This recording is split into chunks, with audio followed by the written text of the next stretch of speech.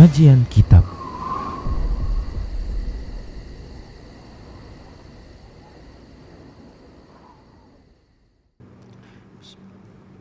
Assalamualaikum warahmatullahi wabarakatuh. Innal hamdalillah nahmaduhu wa nasta'inuhu wa nastaghfiruh wa na'udzu billahi min shururi anfusina wa sayyiati a'malina. May yahdihillahu fahuwal muhtadi wa may yudlil falan tajida lahu waliyyan mursyida. Asyhadu an la ilaha illallah wahdahu la syarika lah wa asyhadu anna Muhammadan 'abduhu wa rasuluh alladzi la nabiyya ba'dah. Wa qala Allah Subhanahu wa ta'ala, ya ayyuhalladzina amanu taqullaha haqqa tuqatih wa la tamutunna illa wa antum muslimun. Ya ayyuhalladzina amanu taqullaha wa qulu qawlan sadida yuslih lakum a'malakum wa yaghfir lakum dhunubakum wa may yuti'illaha wa rasulahu faqad faza fawzan 'azima. Ya ayyuhan nasu taqu rabbakumul ladzi khalaqakum min nafsin wahidah wa khalaqa minha zawjaha wa batha minhuma rijalan katsiran wa nisaa'a wattaqullaha alladzi tasaaluna bihi wal arham innallaha kana 'alaikum raqiba.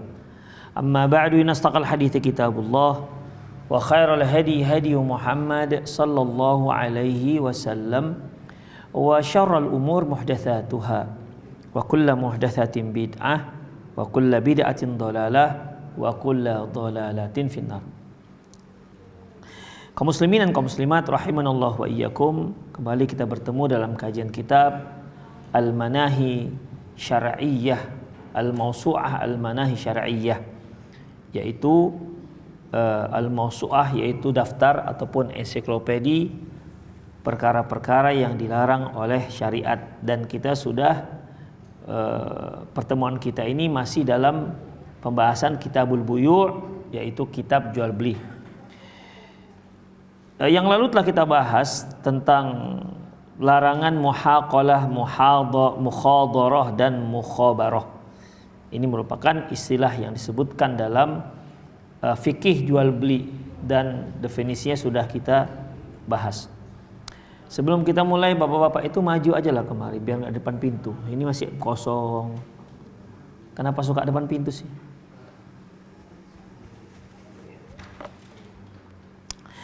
Baik, kita masuk pada bab berikutnya, yaitu babun nahi anil bai'i ummi walad. Bab larangan jual beli ummu walad. Ummu walad ibunya anak. Ini merupakan sebuah istilah. Kalau dikatakan ummu walad, ibunya anak, artinya ibu yang dimaksud adalah hamba sahaya. Ibu yang dimaksud adalah hamba sahaya. Jadi apabila seorang laki-laki memiliki hamba sahaya perempuan, ya, dia boleh menggauli si hamba sahaya perempuan tersebut tanpa harus menikahinya. Demikian ikhwah. Tapi sekarang udah nggak ada. Antum jangan berharap lagi punya. Sekarang udah nggak ada. Jadi apabila si pemiliknya, si laki-laki yang memiliki hamba sahaya ini lantas menggauli hamba sahaya perempuannya, kemudian hamil dan lahirlah anaknya, maka si hamba sahaya ini disebut dengan ummu walad. Ibunya si anak, ibunya hamba sahaya, anaknya merdeka. Karena apa? Ini anak si tuannya, si pemilik hamba sahaya itu. Jadi nisbatnya kan kepada si bapaknya. Ini kan bibit si bapak ini, ya, bibit si bapak. Kita katakanlah si Budi punya hamba sahaya, namanya si Wati misalnya. Kan jadi ini Budi dan ini bapaknya Budi kan kalau yang.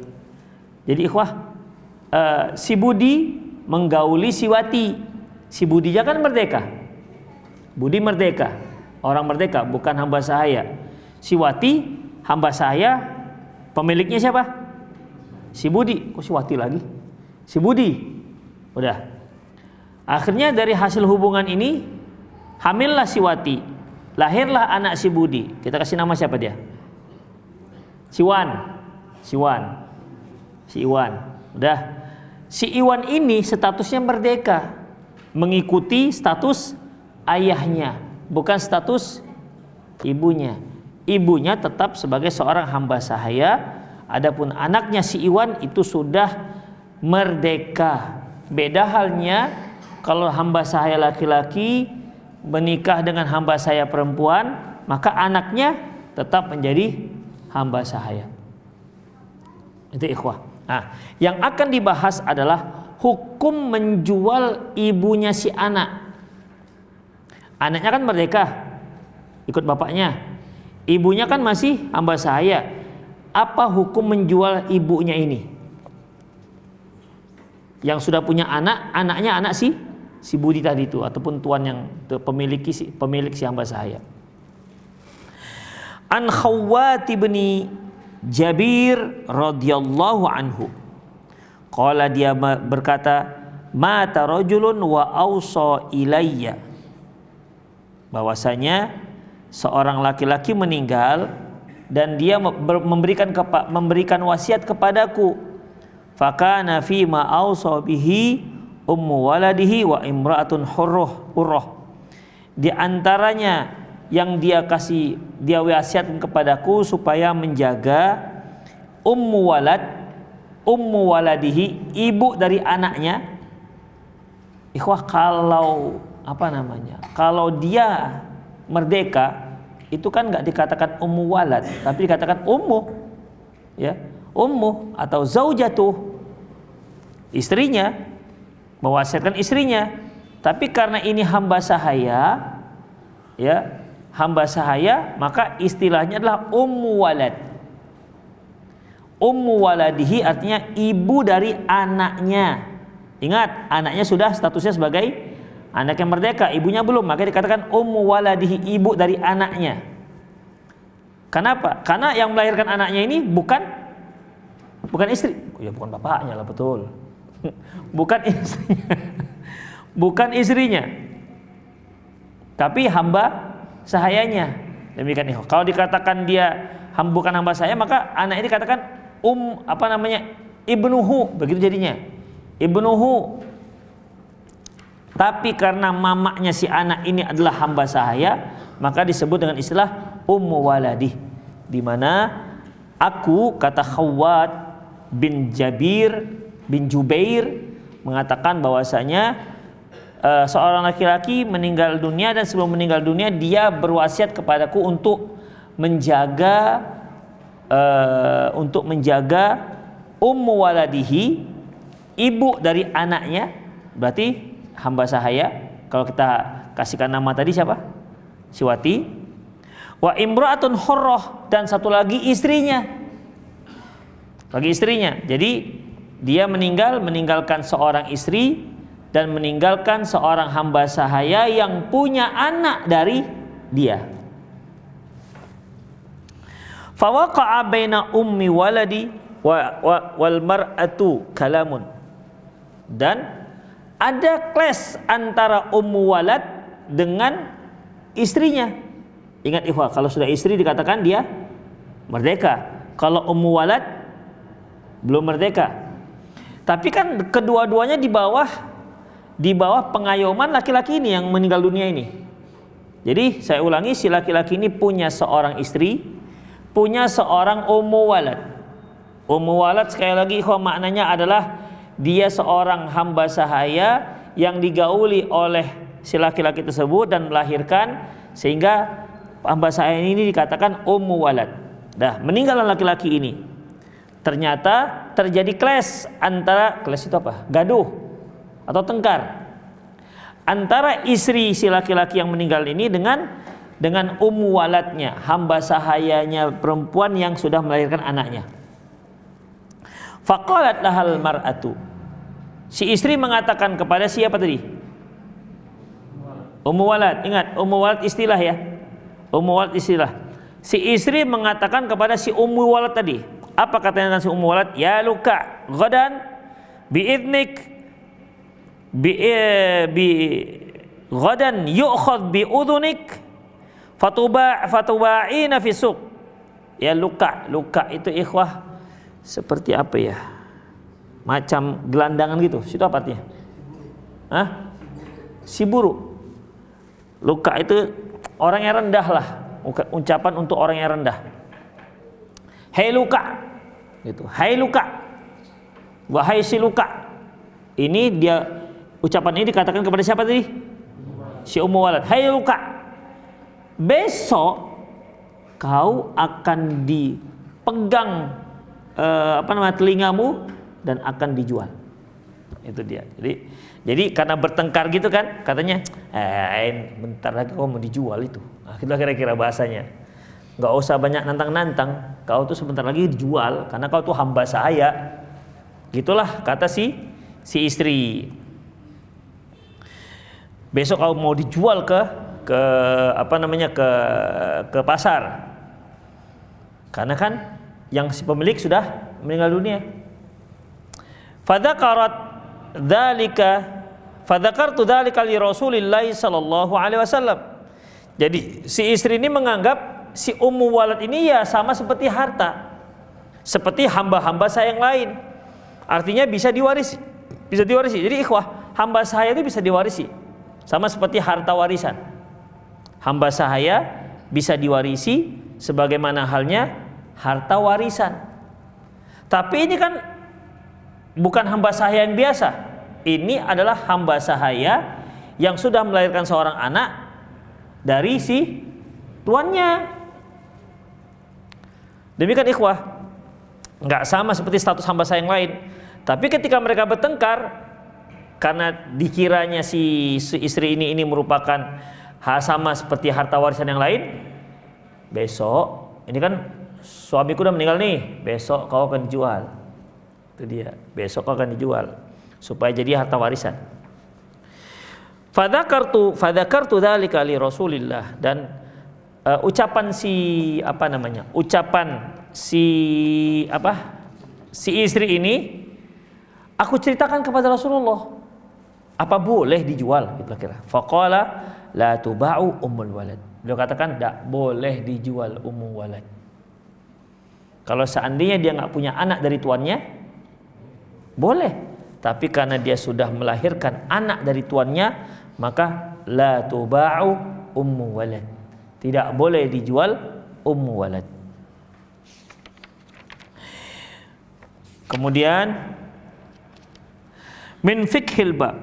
1. Tahrimu bai'il ummahatil aulad. Haram hukumnya menjual ummu walad. Saya ulang lagi ikhwah. Ummu Walad beda dengan hamba sahaya perempuan statusnya. Walaupun sama-sama status sebagai hamba sahaya, tapi hamba sahaya itu masih boleh dijual belikan, ya. Adapun Ummu Walad sudah tidak boleh dijual belikan. Kalau sudah jadi Ummul Walad, itu tinggal satu langkah lagi dia jadi merdeka. Kalau sudah jadi Ummul Walad, satu langkah lagi dia jadi merdeka. Meninggal tuannya, merdeka dia langsung, karena memang nggak bisa dijual belikan kalau statusnya sudah sebagai Ummu Walad. Tahrimu bai' ummahatil aulad. Haram hukumnya menjual ummu walad. Wa qad thabata bai'u ummahatil aulad fi ahdin Nabi sallallahu alaihi wasallam di hadis Jabir bin Abdullah, Jabir radhiyallahu anhu. Namun ada hadis-hadis yang sahih yang menyebutkan tentang di zaman Rasulullah sudah ada jual beli Ummu Walad. Ini kan tadi kata Rasulullah tak boleh jual beli Ummu Walad. Padahal sudah sering terjadi adanya jual beli Ummu Walad. Ini bagaimana jadinya? Berdasarkan hadis Jabir, dia mengatakan kunna nabi'u ummahatul aulad. Kami dahulu memperjualbelikan Ummu Walad. Wan nabiyyu fina hayyun, padahal waktu itu Nabi masih hidup di antara kami. La nara bidzalika ba'san, menurut kami tak mengapa jual beli Ummul Walad. Tuh ikhwah. Jadi sepertinya ada pertentangan ini kan? Hadis yang ada di bawah bab mengatakan la tuba'u ummul walad. Ummul Walad, tidak boleh menjual belikan Ummu Walad. Tapi ternyata dalam hadis sahih dari Jabir radhiyallahu anhu, beliau mengatakan bahwasanya kami biasa jual beli ummu walad padahal Rasulullah masih hidup. Kalau seandainya Rasulullah masih hidup, tentu beliau akan larang. Tentu beliau akan larang, dan menurut kami nggak ada masalah jual beli ummu walad. Itu ikhwah. Wa fi riwayatin bi'na ummahatil aulad ala ahdi Nabi sallam wa Abi Bakar falamma kana Umar nahana fantahaina. Dalam riwayat yang lain, di zaman Rasulullah masih hidup kami sudah memperjualbelikan ummu walad. Demikian juga pada masa pemerintahan Khalifah Abu Bakar. Namun pada masa pemerintahan Umar beliau melarang kami memperjualbelikannya. Jadi di sini disebutkan mulai dilarang itu adalah pada zaman Umar bin Khattab radhiyallahu anhu.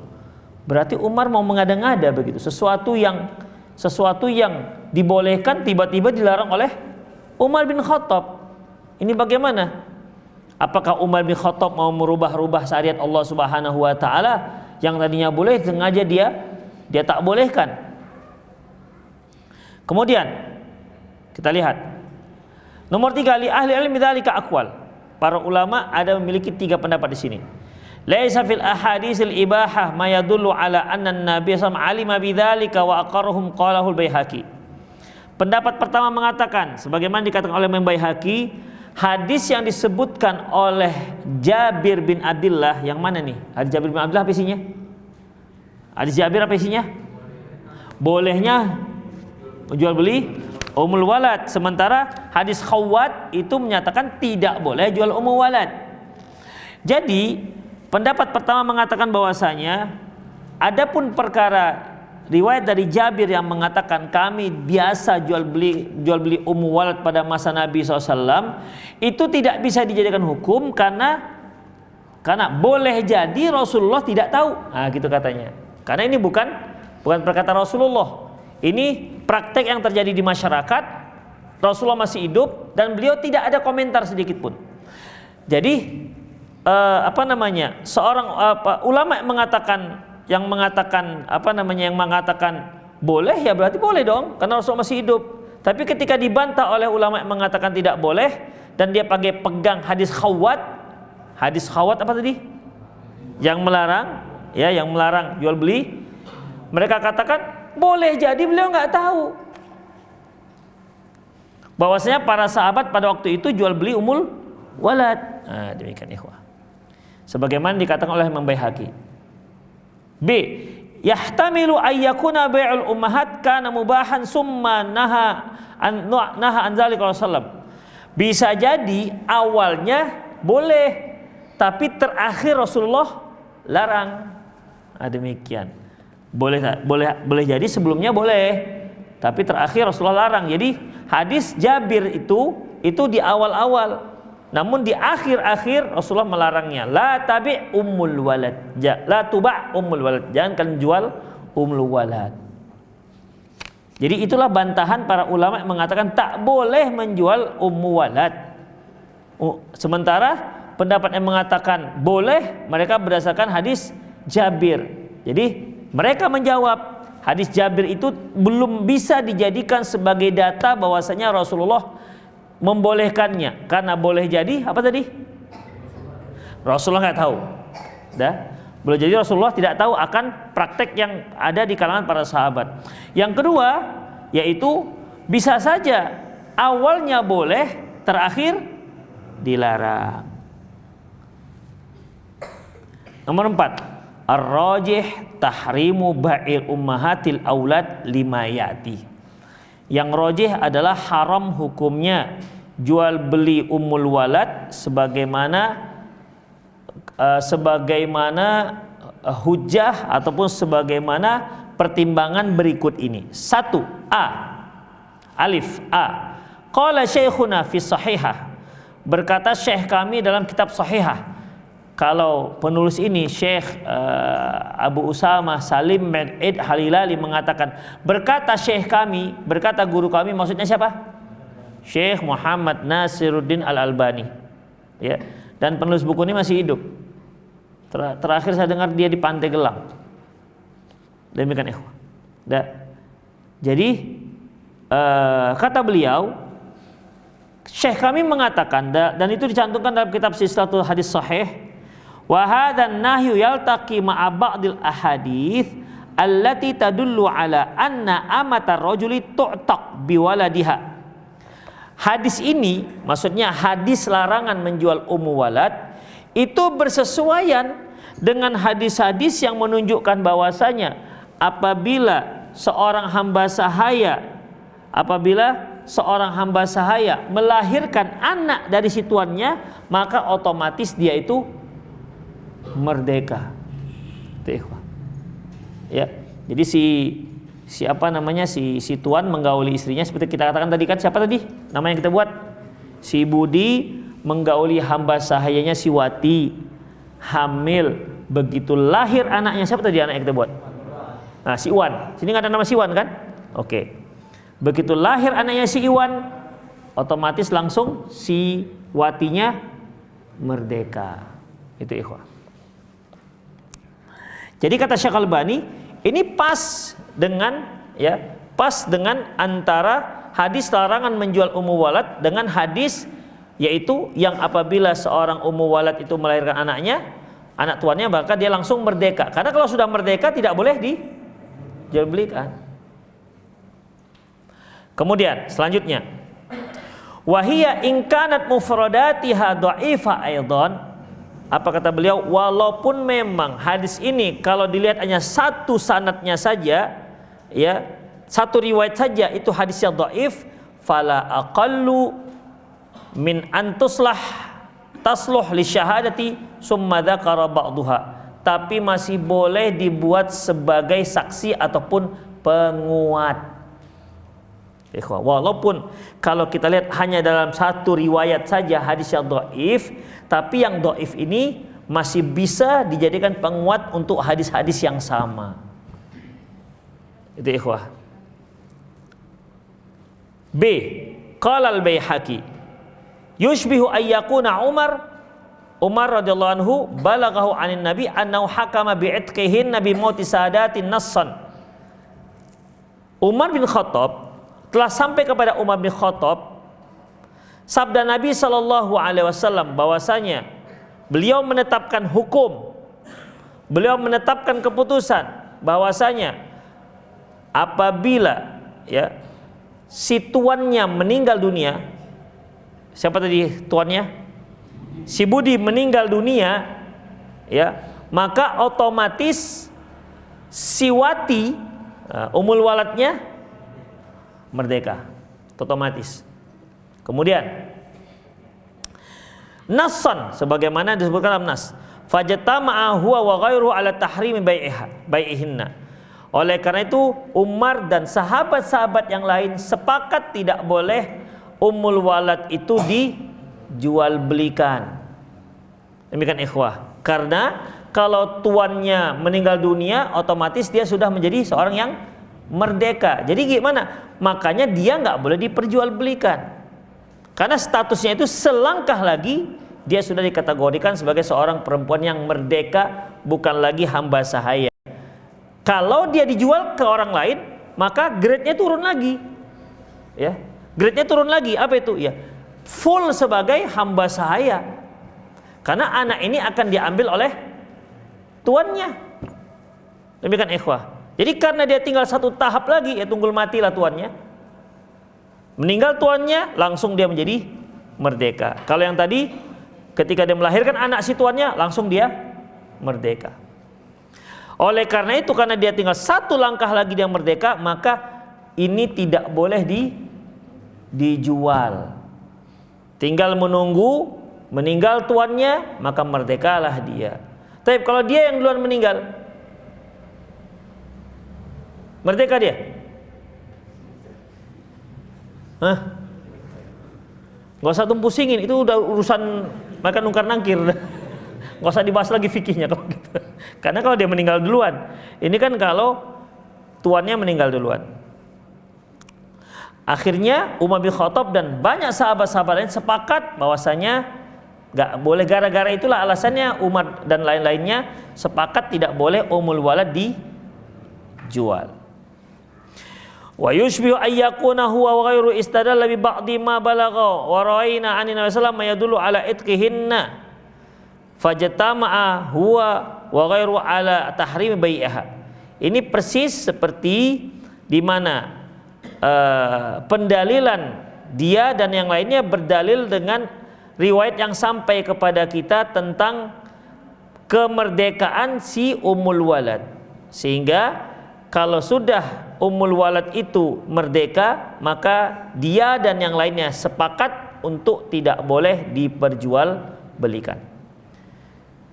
Fal aula bina muta'abatuhum fi majtamu alaih qabla ikhtilafi ma'isdal bi sunnati wallahu alam. Maka bagi kita, sikap kita lebih utama kita itu mengikuti Umar dan sahabat-sahabat yang lain yang sempat sepakat sebelum terjadinya khilafiyah. Jadi sebelum adanya muncul khilafiyah, Umar dan lain-lain sudah sempat sepakat bahwasanya tidak boleh dijual. Yang menyelisih berikutnya kan terjadi khilafiyah, yaitu boleh, ada dasarnya. Demikian ikhwah. Tapi sebelumnya sudah sempat sepakat para sahabat ini tidak boleh dijual. Maka kita sebagai seorang muslim lebih utama mengikuti kesepakatan para sahabat, ya, ketimbang adanya pendapat yang berbeda setelah terjadinya kesepakatan. Ikhwah, jadi ada suatu hukum yang sudah disepakati oleh para sahabat. Kalau ada, atau para ulama, kalau ada orang belakangan yang menyatakan saya enggak sepakat, maka pendapat dia dicoret, tidak dianggap. Perzinahan, sepakat para ulama bahwasanya itu diharamkan. Kalau ada muncul orang sekarang, profesor, doktor lah dia, terserah mau hantu belau pun apa dia, hasil riset dia menyatakan bahwasanya saya simpulkan zina tidak haram, gak dianggap omongan dia walau profesor 16 kali. Kenapa? Karena sudah terjadi kesepakatan. Masa gara-gara dia profesor, awak bisa buat profesor, tinggal buat aja prof dah. Demikian ikhwah. Jadi nggak bisa. Syariat ini sudah ada. Tidak ada penemuan baru. Ingat, barang siapa yang menyatakan adanya penemuan baru dalam syariat kita, itulah yang disebut bid'atun dolalatun. Nggak ada penemuan baru ikhwah. Semua sudah dibicarakan oleh para ulama, kecuali masalah-masalah kontemporer, ya, yang belum pernah terjadi pada zaman Rasulullah sallallahu alaihi wasallam. Demikian ikhwah rahimani Allah wa iyyakum. Jadi hal-hal yang kontemporer sifatnya seperti nanti bayi tabung, seperti cloning, hukum apa lagi? Hukum sistem jual beli sekarang ini yang rumitnya minta ampun. Ya, dengan istilah yang dengar istilah-istilah saja kita sudah pusing. Demikian dengan istilah-istilah bahasa Inggris, ya, nggak tahu kenapa harus diistilahkan bahasa Inggris. Jadi ikhwah, itu perlu ijtihad. Tapi perkara-perkara yang sudah ada sejak dahulu, seperti hukum mencuri, hukum berzina, dan seterusnya, itu sudah baku, tidak ada perbedaan pendapat para ulama. Contohnya misalnya, kalau seorang meninggal dunia dan dia punya anak laki-laki dan perempuan, maka sudah jelas kesepakatannya apa? Lidzakari mithlu hadzal unsayain. Bagian laki-laki 2, bagian perempuan 1. Itu udah kesepakatan, tidak perlu lagi. Karena pertama, kenapa mudah sepakat? Di dalam Al-Quran jelas. Lidzakari mithlu hadzal unsayain. Warisan itu 2 anak laki-laki, 2 bagian untuk anak laki-laki, 1 bagian untuk anak perempuan. Sepakat, tidak ada khilafiyah. Belakangan zaman sekarang itu tidak pas lagi untuk zaman sekarang, karena sekarang itu perempuan sudah bekerja, perempuan juga sudah menyantuni orang tuanya. Bahkan ada anak laki-laki yang bandel, dia sporing, dia nggak ada sedikit pun ngasih orang tuanya. Sementara yang perempuan, dia menikah, masya Allah, dia terus merawat orang tuanya, menyantuni perempuan. Begitu meninggal ayahnya, datangnya laki-laki yang tadi sporing maksudnya lari, ya, pergilah cabut dia. pergi mau merantau katanya, nggak peduli dia dengan orang tua bagaimana. Begitu dia dengar orang tua meninggal, Assalamualaikum warahmatullah, mana lidzakari mithlu hadzil unsayain katanya. Mana yang bahagian dua laki-laki, satu bagian perempuan. Jadi bagaimana, dikasih nggak? Ya dikasih, itu hak dia. Si perempuan, enak kali kau ya dek, nggak peduli dengan orang tua kita sakit. Berapa banyak biaya yang sudah kakak keluarkan untuk orang tua kita ini. Kau entah kemana, tiba-tiba begitu meninggal, tiba-tiba kau minta warisan, 2 bagianmu, 1 bagian kakak. Boleh begitu beralasan? Nggak bisa. Kita merawat orang tua bukan untuk dapat warisan. Orang yang merawat orang tua itu yang layak untuk dia surga, bukan warisan. Bonus dia itu surga, bukan warisan. Bukan supaya sama bahagian dia dengan bahagian laki-laki, enggak. Bagian laki-laki tetap 2, bagian perempuan tetap 1. Tapi yang merawat orang tuanya, si perempuan ini layaknya itu surga. Bahkan dikasihkan ratusan triliun pun enggak layak untuk dia. Layak dia itu adalah surga, bukan harta. Demikian ikhwah. Jadi Islam itu memang luar biasa ikhwah. Dia enggak menilai seseorang itu dari kerjanya dengan nominal. Si anak kalau karena itulah dia berbuat seperti itu, hilanglah pahalanya. Rupanya mau warisan. Itu ikhwah. Kalau bisa wasiat, karena Pak, kan saya ini yang merawat Bapak, udah nggak usah dianggap dia itu jadi anak itu ya Pak ya. Siap, tanda tangan. Berarti kan dia bermasalah ikhwah. Ya itulah dia. Jadi kalau antum merawat orang tua, jangan harap warisan, tapi haraplah surganya Allah Subhanahu wa taala. Taib. Jadi kalau ada orang sekarang mengatakan sekarang nggak cocok lagi, sekarang perempuan yang juga ikut bekerja, demikian. Sekarang begini dan begitu, tidak bisa lagi disamakan dengan dulu. Dulu iyalah perempuan tuh nggak kerja, tinggal minta. Sekarang tidak, bekerja. Kadang-kadang suami istri bekerja, kemudian uang belanja juga bagi 2, sama-sama menafkahi. Demikian ikhwah. Akhirnya kan ada juga sebagian ikhwan itu mencari calon istri yang sudah bekerja untuk bantu-bantu dapur. Ini kan sudah perlu diruqyah laki-laki begini. Karena masa lah cari perempuan yang bekerja supaya bantu-bantu dia, ya, kebutuhan rumah tangga, itu keliru benar ikhwan. Ya. Perempuan gak ada kewajiban sedikit pun untuk memenuhi kebutuhan rumah tangga. Oh dia kan punya duit Ustaz, punya duitnya duit dia, bukan duit kita. Demikian ikhwah. Duit kita, duit dia.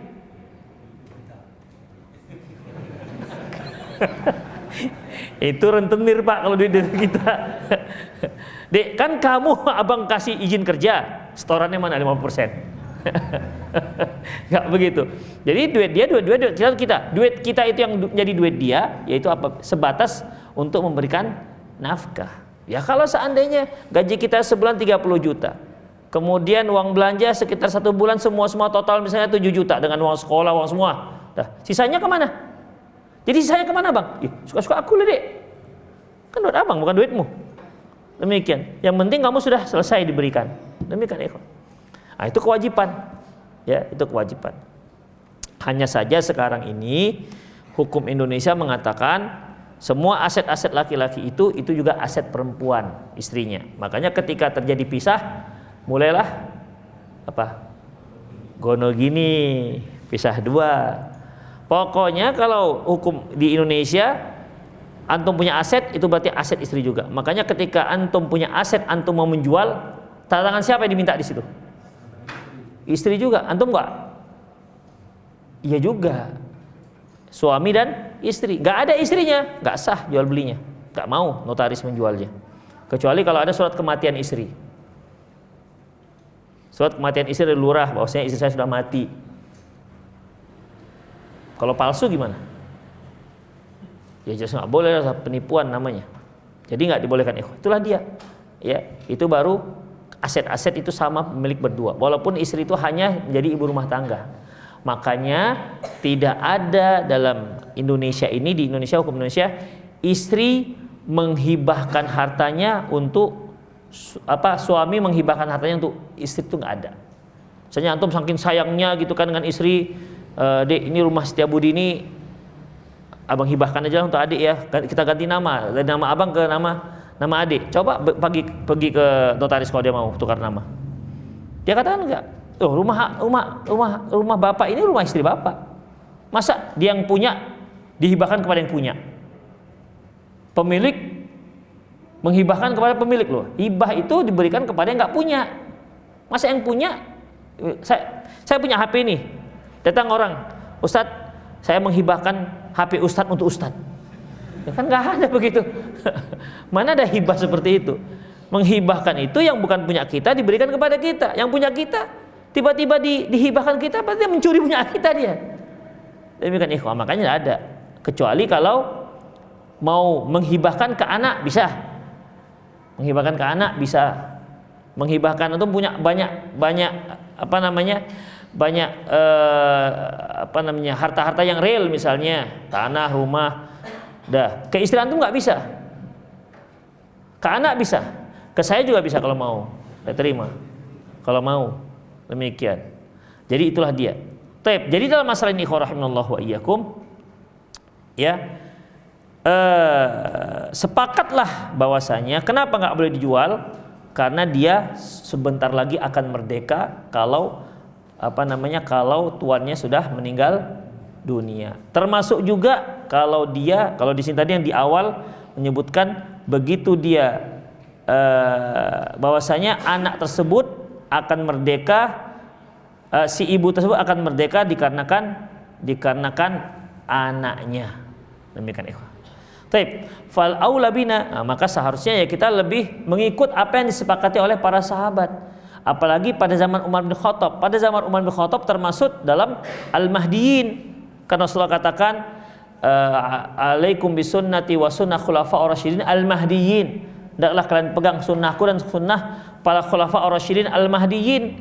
Addu alai bin nawajid, gigit dia dengan gigi gerahammu. Wa iyyakal muhdatsatil umur, hati-hati kamu dengan perkara-perkara yang diada-adakan. Fa inna kulla muhdatsatin bid'ah. Sesungguhnya semua yang diada-adakan itu bid'ah. Jadi di sini Umar bin Khattab termasuk al-mahdiyun. Jadi keputusan Umar sebagai khalifah ditambah dengan kesepakatan sahabat pada waktu itu boleh dijadikan sebagai panutan dan hukum yang sah dan bukan bid'ah.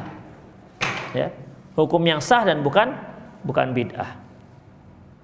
Qala syekhuna, berkata guru kami, artinya masih Syekh Al-Albani, wa hadzal lati tatma'innu ilai nafs, inilah yang membuat hati, pendapat inilah yang membuat yang tenang hati kita mengambilnya, wa yansyarihu lahu sadr, dan hati kita menjadi lapang, wa majmu'u dzalika kullu yashhadu li sihhatil hadis tarjamah wallahu alam, dan semua itu menunjukkan kesahihan hadis, ya, yang disebutkan dalam hadis terjemah, maksudnya hadis bab, di bawah bab. Qultu, aku katakan, yaitu Syekh Salim bin Eid Al-Hilali, hadzal nafsul ilmi huwal manqulu 'anit tabi'in Ubaidah As-Salmani. Seperti itu juga yang direwat, maksudnya seperti itu juga yang mana nih? Tidak boleh menjual walad dikarenakan dia akan terbebaskan ataupun termerdekakan. Seperti itu juga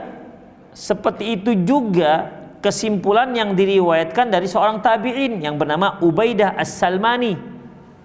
Apa katanya? Qala, dia mengatakan, sami'tu Aliyan, aku pernah mendengar Ali yaqul berkata, ijtama'a ra'i wa ra'i Umar fi ummahatil aulad alla yabi'na. Pendapatku dan pendapat Umar bin Khattab itu sama, yaitu tidak boleh menjual belikan ummahatul aulad, itu ummul walad, tidak boleh menjual ummul walad. Summa ra'aitu ba'du ayyuba'na, kemudian setelah itu berubah pemikiranku, setelah itu pendapatku berubah, yaitu dibolehkan. Ingat ikhwah, awalnya pendapat Ali bin Abi Thalib dengan Umar sama, tidak boleh menjual ummu walad. Namun kemudian aku berubah pendapat, berubahnya itu dibolehkan. Qala Ubaidah, berkata Ubaidah, Qultu lahu, aku berkata kepada Ali, fa ra'yuka wa ra'yu Umar fil jama'ati ahabbu ilayya min ra'yika wahdah fil firqah. Sungguh pendapatmu sendiri jika dibandingkan pendapat Umar bin Khattab bersama sahabat-sahabat yang lain, sungguh pendapat Umar dan sahabat-sahabat yang lain itu lebih aku sukai ketimbang pendapatmu sendiri. Itu dia. Jadi di sini kan awalnya Ali bin Abi Thalib sepakat dengan Umar. Kemudian dia berubah pendapatnya, dibolehkan. Sementara Umar bersama para sahabat-sahabat yang lain. Kata Ubaidah, sungguh pendapat Umar bersama sahabat-sahabat yang lain itu lebih utama, lebih aku sukai ketimbang pendapatmu yang hanya satu orang, kamu saja, yang lain gak ada yang bersamamu.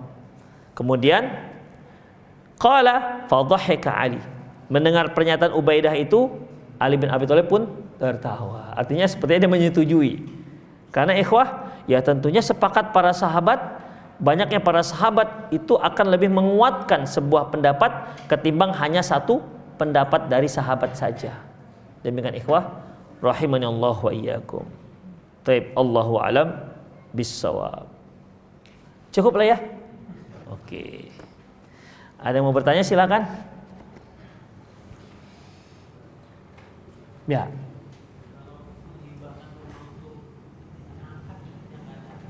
Menghibahkan harta untuk anak angkat apakah dibolehkan? Boleh. Ingat ikhwah, kita memberikan harta kita ada beberapa jenis. Pertama memberikan sebelum meninggal, yang kedua memberikan setelah meninggal. Adapun pemberian sebelum meninggal itu yang disebut dengan hibah. Kalau kita berikan hibah ini kepada anak-anak, maka harus dalam porsi yang sama, baik laki-laki maupun perempuan. Ikhwah, tidak berlaku lidzakari mislu hadzil unsayain. Karena ini bukan apa? Bukan warisan. Demikian juga kalau dia menghibahkan hartanya kepada orang lain, boleh menghibahkan. Hibahnya apa artinya? Pemberian. Terserah dia memberikan. Tapi ikhwah, perlu kita ketahui, kita memberikan kepada kerabat kita itu lebih utama ketimbang diberikan pada orang lain. Misalnya, udahlah saya kasih teman saya kasih rumah saya yang di Setiabudi. Rumah saya ini maaf ya, aduh sorry kali, rumah saya banyak kali misalnya begitu kan. Rumah saya yang di Setiabudi saya kasihkan kepada antum, ambil rumah saya di Setiabudi. Di blok ini itu udah antum. Ini suratnya. Udah pergi untuk antum itu. Anak-anaknya enggak ada semua punya rumah. Ya, kami ente enggak apa-apa lah, miskin cocok miskin. Itu enggak benar ikhwah. Ya. Ada yang prioritas. Karena kita memberikan kepada kerabat itu lebih besar pahalanya ketimbang kalau kita memberikan kepada yang bukan kerabat. Bukan nggak boleh ikhwah, lebih utama. Makanya Rasulullah katakan bahwasanya kalau kita memberikan sedekah atau pemberian kepada kerabat, pahalanya dua. Pertama pahala pemberian, yang kedua pahala apa? Itu lagi? Iya, pererat silaturahmi. Antum mempererat silaturahmi, kasihkanlah apa yang antum punya. Erat kali ikhwah. Iya, mau kasih aja. Punya kakak, kak ini ada 2 juta kakak mau, datanglah ke rumah. Siap katanya. Erat kali ikhwah. Erat kali. Jadi kalau mau kita mempererat, kasih. Itu ikhwah. Ya, namanya kakak kita, masa kalau kita berlebih kenapa nggak kasih aja. Demikian ikhwah, itulah dia ya. Dan mereka, kalau kita berikan kepada mereka itu lebih besar pahalanya. Memang resikonya ada juga. Resiko kadang-kadang kita nggak ikhlas, ujungnya nggak ikhlas. Kenapa? Karena mereka merasa, loh kok saya terima kasih, itu kan kewajiban dia ngasih saya kan kakaknya. Gitulah kira-kira. Biasanya kalau kita ngasih kerabat, biasanya nih, jangan berharap terima kasih, karena dia akan menganggap itu merupakan kewajiban kita menolong dia. Itu ikhwah. Tapi kalau orang lain, dia akan lebih berterima kasih. Misalnya nih, antum punya rumah, kemudian menyuruh misalnya adik untuk tinggal. Dek, udahlah kamu tinggal aja di rumah abang. Ini yang baik siapa? Adiknya apa abangnya? Abangnya toh. Tapi bisa terbalik nanti. Yo, bang, syukur aku tinggalkan. Kalau enggak, siapa yang merawat rumah abang? Nah, gitu kira-kira. Siapa yang merawat rumah abang? Siapa yang punya? Alhamdulillah aku tinggal di situ. Kalau aku nggak mau tinggal di situ, siapa yang merawat rumah abang? Rusak rumah abang. Alhamdulillah, abang syukur pada saya. Ini yang buat baik siapa sebenarnya sekarang jadinya?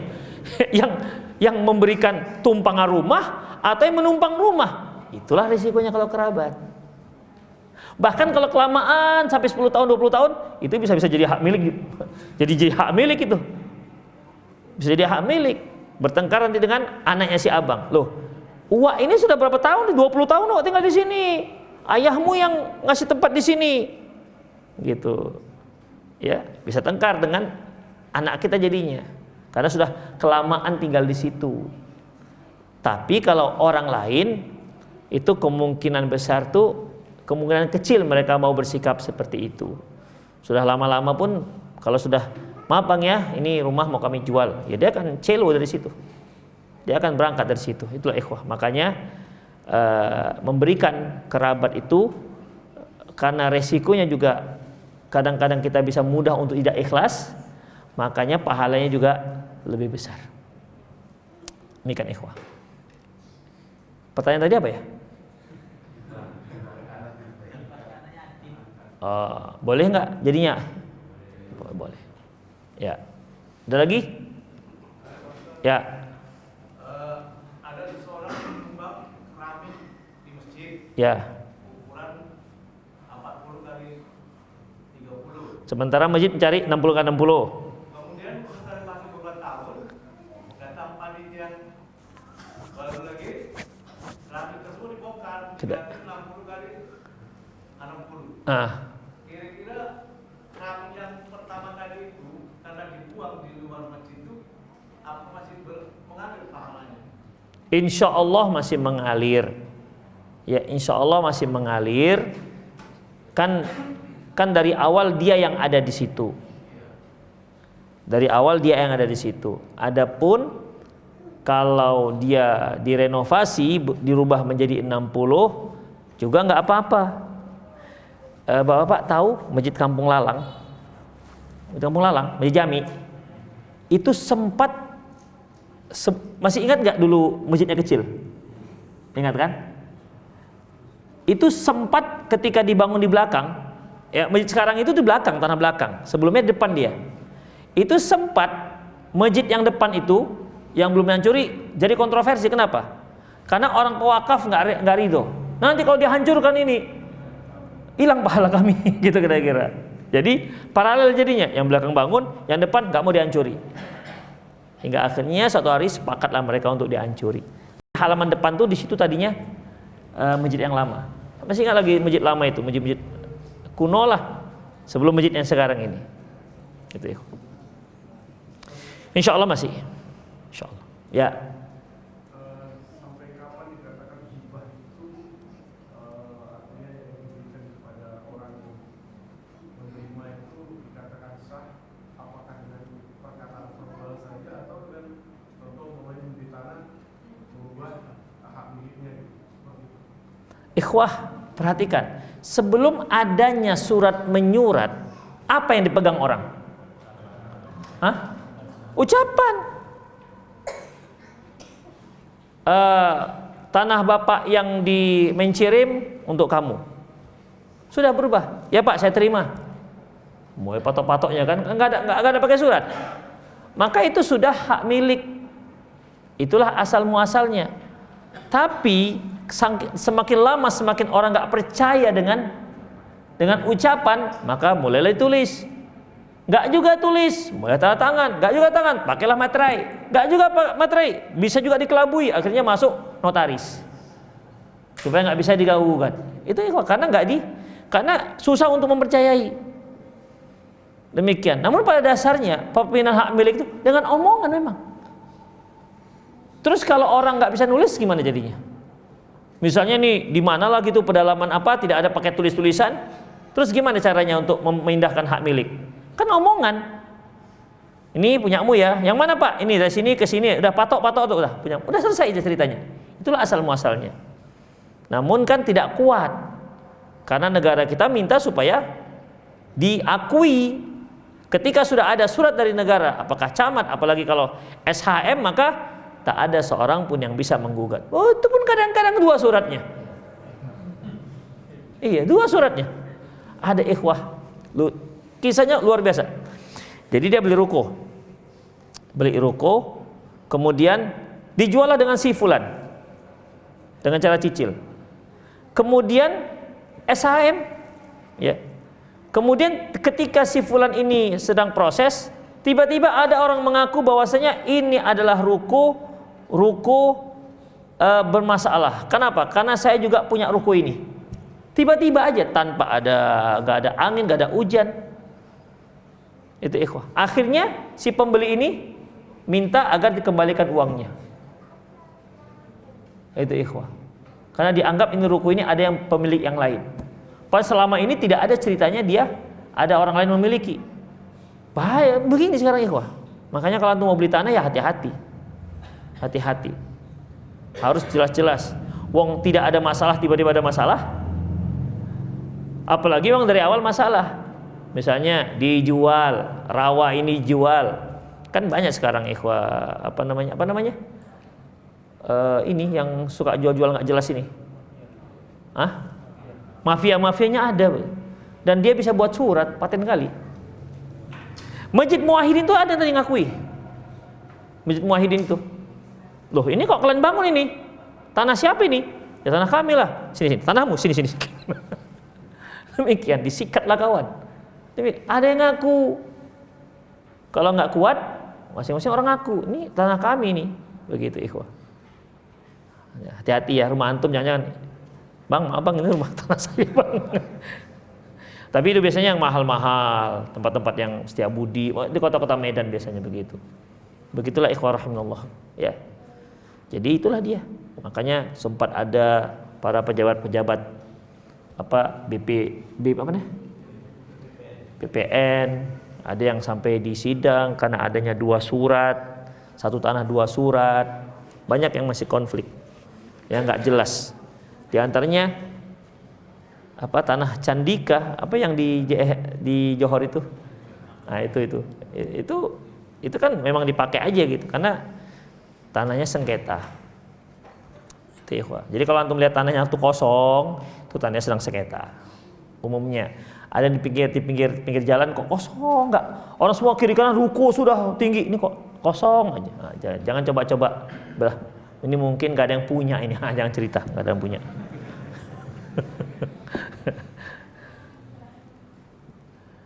Ada lagi? Ya? Tadi saya belum selesai. Jadi kalau dia masih hidup namanya pemberian itu hadiah. Kalau dia sudah mati, meninggal, maka namanya wasiat dan warisan. Ya. Wasiat dan warisan. Kalau wasiat syaratnya tidak boleh lebih daripada 1/3 harta dan tidak boleh diberikan kepada ahli waris. Itu 2 syaratnya. Misalnya bapak meninggal misalnya, wasiatnya bapak nggak boleh wasiatnya untuk istri, nggak boleh wasiatnya untuk anak, tapi boleh bapak wasiat untuk saya. Boleh. Kenapa? Saya tidak termasuk ahli waris. Tapi itu pun tidak boleh lebih daripada 1/3. Yang kedua, warisan. Warisan ini yaitu sudah ditentukan oleh Allah berapa jatahnya masing-masing. Tinggal dibagi-bagikan saja. Ketika seorang itu meninggal, mana yang pertama dilakukan? Ketika seorang meninggal, yang pertama dilakukan dikeluarkan dari hartanya itu untuk penyelenggaraan jenazahnya. Itu dulu. Ya, mana tahu di sana nggak ada STM segala macam, nggak ada orang yang iuran begitu kan? Dikeluarkan untuk penyelenggaraan jenazahnya. Kemudian baru hutang-hutangnya. Selesai hutangnya baru wasiatnya. Kemudian baru warisannya. Mungkin nggak sudah habis duluan sebelum diwarisi? Masih begitu dikasihkan wasiat, dibagian kepada yang diwasiatkan, habis, mungkin nggak? Hah? Pertanyaannya saya ulangi. Ketika dia keluarkan untuk penyelenggaraannya, hutangnya, wasiatnya habis. Setelah dikeluarkan untuk wasiat habis harta warisannya, mungkin? Kalau ada khilafiyah ada mungkin nggak? Hah? Mungkin? Nggak? Nggak. Ikhwah, wasiat itu kan sepertiga, berarti bersisa lah dia. Kan ku bilang tadi sudah lewat. Mungkin nggak setelah dia kasih wasiat habis hartanya? Kan gitu ceritanya. Jawabannya ya nggak mungkin, karena wasiat itu hanya sepertiga, kecuali sampai hutangnya habis. Itu gimana? Itu mungkin. Perhatikan sedikit pertanyaannya. Karena sudah lewat wasiat, sampai wasiat sudah. Sementara wasiat itu hanya boleh sepertiga, berarti masih ada 2/3 lagi. Itu dia. Oh Ustadz, kalau tinggal 1.000 perak, berarti dia wasiatnya hanya 3.000 gitu kira-kira. Berarti masih sisa? Ah itu dia, masih sisa 9.000 gitu lah kira-kira. Berapa ribu lagi sisanya? 7.000 lagi. Demikian, karena wasiat sudah lewat ke wasiat. Tapi kalau dia bayar hutangnya, mungkin nggak habis ketika dia bayar hutang habis hartanya? Mungkin kalau itu. Tapi kalau sudah sampai wasiat nggak akan mungkin tak bersisa, pasti bersisa. Kalau wasiat itu kan kalau dia cuma sebatas ngomong gitu, apakah dia itu kadang-kadang orang tua tuh saya mau ngasih dia nanti sekian. Boleh, sah. Tapi masalahnya ahli warisnya nggak percaya. Kata orang tua, kalau kata ahli warisnya ya kami percaya, kami kasihkan. Sebenarnya sah. Karena kan masalahnya ketika orang tua meninggal ada harta. Ini kan harta sudah harta orang, bukan harta dia lagi. Udah. Jadi gimana? Diakui nggak pernyataan orang tua ini? Jangankan mereka, di antara anak-anaknya saja. Ini dulu dikasih mama loh ke saya. Ini gelang yang 3 on ini untuk saya kemarin dikasih mama. Kata kakaknya, kapan dia bilang kepada kau? Ini gitu udah. Demikian, kapan dia bilang kepada kau? Mana saksinya? Gitu. Kenapa? Karena kalau dikasihkan berkurang uang untuk diwarisi. Demikian. Jadi nggak bisa juga kalau nggak diakui. Tapi kalau diakui nggak masalah. Ya, diakui oleh ahli waris yang lain. Yang masalah itu kan sering terjadi nggak diakui oleh ahli waris yang lain. Itu sering ditanyakan, Ustadz, saya dulu kata bapak saya yang rumah ini untuk saya. Terus Bu, saya hanya tanya, diakui nggak ibu dengan yang lain? Enggak, udah masalah dia. Makanya ketika itu terjadi harus ada hitam di atas putih. Kalau nggak diakui. Kalau sekedar kadang-kadang pun ikhwah, jangankan sendiri, kadang-kadang pun ada yang lain. Ini untuk adikmu ya. Nah, itu bisa terjadi. Itu mama waktu itu sedang ngigau. Bisa seperti itu. Itu salah dia. Masa nggak hadir? Mana mungkin gitu. Salah dia waktu itu. Itu sudah jelas-jelas di hadapan anak-anak yang lain. Demikian ikhwah. Jadi kalau memang ada misalnya orang tua antum mau ngasih sesuatu, langsung BBM. Mana Pak? Iya Pak, iya Pak. Sekarang ya. Gitu. Jangan nanti lah. Iyalah.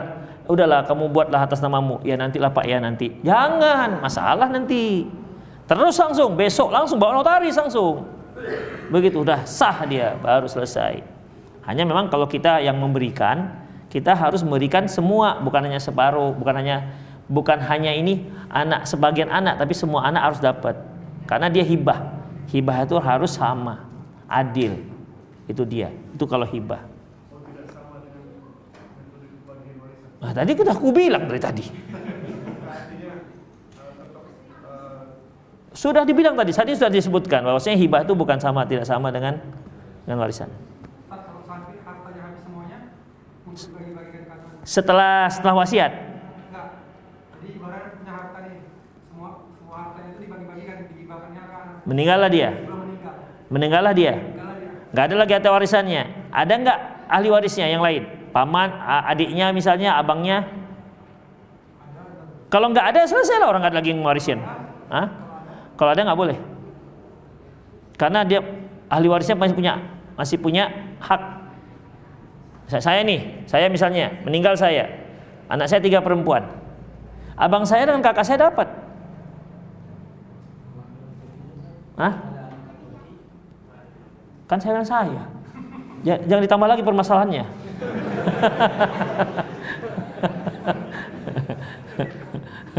Ini masalah sudah rumit, yang ditambah-tambah lagi. Udah meninggal saya misalnya, maka dapat abang saya. Karena anak perempuan itu kalau lebih daripada 1, istri dapat 1/8. Anak perempuan semuanya dapat 2/3. Pasti bersisa. Sisanya itu dibagi-bagian kepada abang dan kakak saya. Supaya abang dan kakak saya nggak dapat, sebelum saya meninggal, saya bagi semua. Begitu meninggal, meninggoilah. Mana jatah kami? Maaf, sudah dibagi-bagi semua. Nggak boleh. Menzolimi berarti. Mereka punya hak.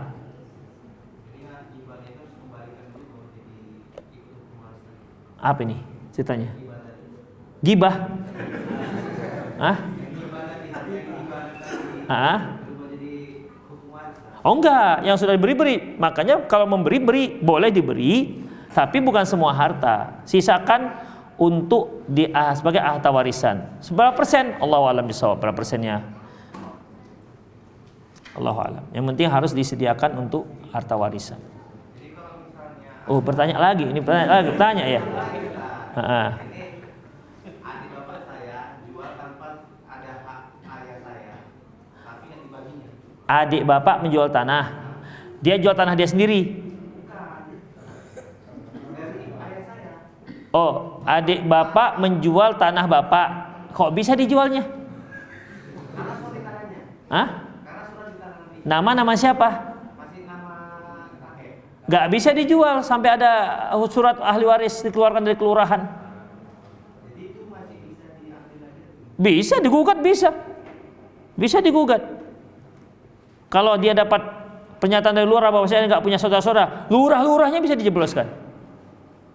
Itu kalau mau. Kadang-kadang orang nggak mau, udahlah terserahlah gitu. Ada juga begitu.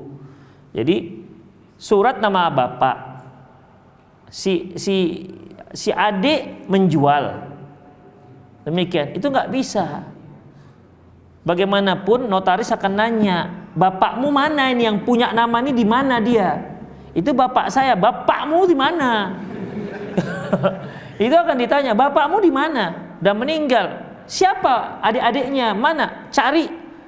Ambil dari lurah, yaitu surat kematian. Bahwasanya dia sudah meninggal dan meninggalkan anak, istri fulan.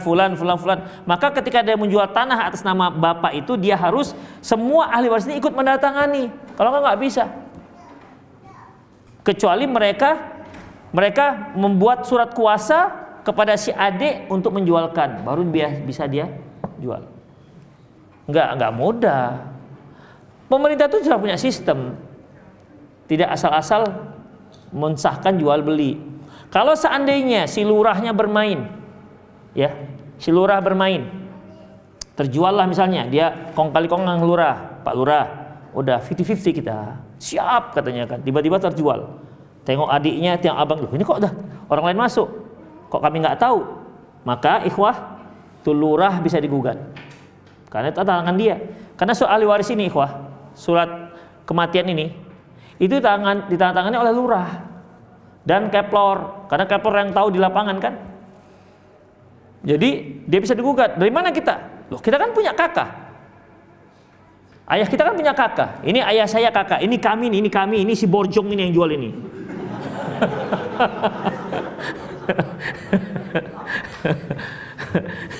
Ini kami berempat. Kok dia yang jual? Kami dianggap udah mati ya, Pak. Gitu kan. Itu cerita geramnya lah. Demikian ikhwah. Jadi nggak bisa asal jual. Demikian. Allahu a'lam bishawab. Banyak kali masalah bapak malam ini ya.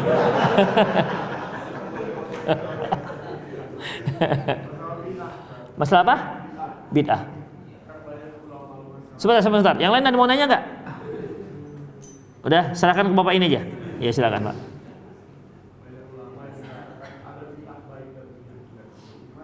Ikhwah, seharusnya bapak tanya ke bapak itu yang bilangan beda-beda kan itu. Karena Rasulullah mengatakan kullu bid'atin dhalalah. Semua bid'ah itu sesat. Enggak ada bid'ah itu yang baik. Adapun Imam Syafi'i ada mengatakan bid'ah madhmum dan bid'ah mamduh. Bid'ah yang terpuji dan bid'ah yang tercela. Ini bid'ah atas nama bid'ah dari sisi definisi bahasa. Ya, dari sisi definisi bahasa, bukan dari sisi definisi syar'i. Karena bid'ah yang dibicarakan di sini adalah bid'ah yang terkait dengan masalah agama. Makanya Rasul mengatakan man ahdatsa fi amrina hadza ma laisa minhu, kan gitu dia. Barang siapa yang membuat mengada-ngada di urusan kami ini, masalah agama, fa huwa raddun, maka dia tertolak.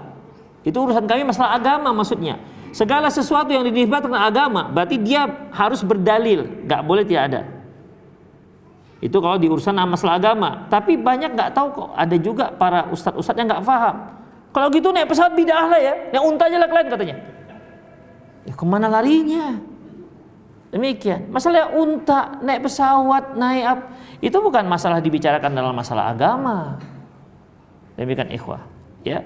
Tapi kalau kita katakan adalah bid'ah yang hasanah, tanyakan kepada dia, apa contoh bid'ah hasanah itu? Pertama begini, tanyakan kepadanya, apakah sebutkan contoh bid'ah yang buruk. Dah, saya disebutkannya, sekarang contohkan bid'ah yang baik. Pasti nggak akan dapat. Misalnya kalau dikatakan, yang di antara bid'ah yang kan, kenapa mereka katakan bid'ah itu ada yang baik? Kan dari sisi pandangan mereka, bahwasanya ini kan bagus, niatnya kan bagus. Nah, kalau suruh carikan bid'ah yang baik dan bid'ah yang buruk. Ketika dia sebutkan bid'ah yang buruk, menurut dia yang melakukan ini juga melihat itu baik. Ngerti maksudnya? Kan dia kan mungkin memberikan contoh apa yang terjadi pada umat Islam yang dianggapnya bid'ah ini buruk. Tapi kan menurut dia buruk, menurut yang melakukan pasti baik. Seperti dia menganggap bid'ah yang dia lakukan itu baik, orang lain melihat dia bid'ah buruk. Demikian. Akhirnya nggak ada satupun bid'ah yang buruk. Semuanya jadi bid'ahnya baik. Kalau ada bid'ah baik, bid'ah buruk, semua pasti akan menjadi baik, nggak akan ada yang buruk lagi. Ngerti maksudnya? Contoh misalnya keyakinan bahwa Ali bin Abi Thalib lebih afdol ketimbang Abu Bakar, Umar dan Utsman. Ini bid'ah ya kok. Ini bid'ah. Ya. Semua yang menganggap Ahlus Sunnah yang kontra dengan Syiah, karena kan kalau dalam masalah kontra dengan Syiah, itu ini Syiah, yang ininya Ahlus Sunnah, begitu kira-kira. Tanyakan kepada mereka yang Al-Wasliyah, yang Muhammadiyah, yang NU, yang Salafi, yang apapun, tanyakan. Benarkah Ali lebih afdol ketimbang Umar dan Abu Bakar? Apa kata mereka nanti jawabannya? Enggak. Abu Bakar lebih afdol dibandingkan Umar. Umar lebih afdol dibandingkan Utsman. Utsman lebih afdol dibandingkan Ali bin Abi Thalib. Itu sepakat. Siapa yang mengatakan Ali bin Abi Thalib lebih afdol dibandingkan Abu Bakar, Umar, Utsman? Syiah. Maka ini keyakinan yang bid'ah. Itu kan kata kita, kata orang Syiah. Baik kan jadinya. Jadi mana sekarang bid'ah yang buruk jadinya? Semua bid'ah menjadi baik kalau kita ambil dari persepsi orang yang melaksanakan. Jadi ikhwah, permasalahannya adalah bid'ah itu sesat. Karena apa? Dikatakan bid'ah itu semua perkara agama yang tidak ada dasarnya, maka dia itu bid'ah.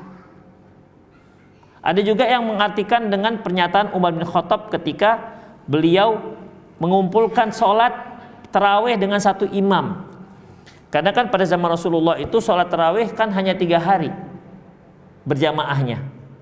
Beliau pada hari keempat tidak keluar, karena di hari kedua itu semakin penuh, di hari ketiga semakin jubel, di hari keempat para sahabat semakin ramai, semakin penuh masjid.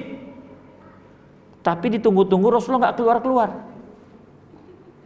Ya, akhirnya setelah subuh, begitu masuk subuh Rasulullah keluar.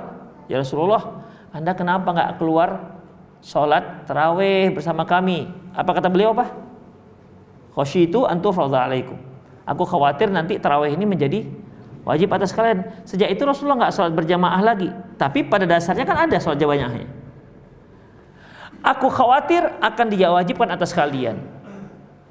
Dikhawatir nanti sholat tarawih yang hukumnya itu sunnah berubah menjadi wajib. Kapan syariat itu nggak berubah-ubah lagi? Hah? Setelah Rasulullah wafat, tak akan ada perubahan lagi. Berarti kekhawatiran perubahan dari sunnah ke wajib sudah tidak ada lagi setelah Rasulullah wafat. Berarti pada saat itu sudah boleh untuk dilakukan sholat berjamaah. Namun pada zaman Abu Bakar belum dilaksanakan karena sibuknya banyak orang-orang yang murtad.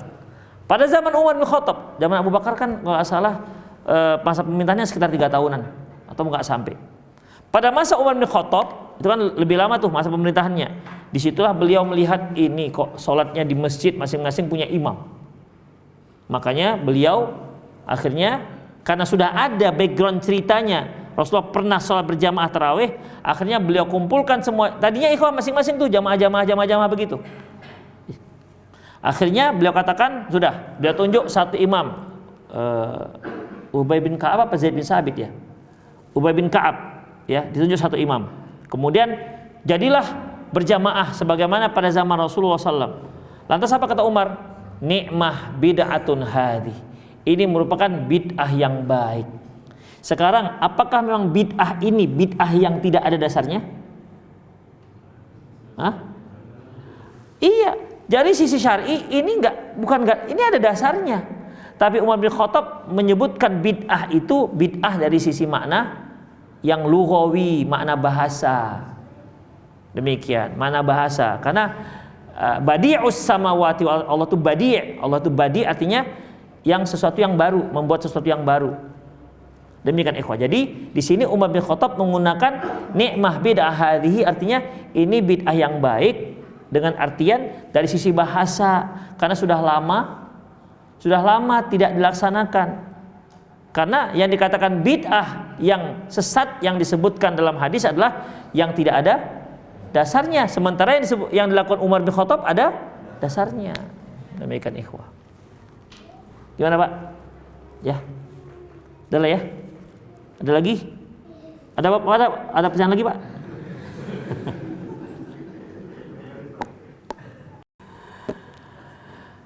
Taib, demikianlah ikhwah rahimanallahu wa iyyakum. Ya, semoga bermanfaat. Aku qouli hadza wa astaghfirullah li wa lakum wal muslimin innahu wal ghafurur rahim.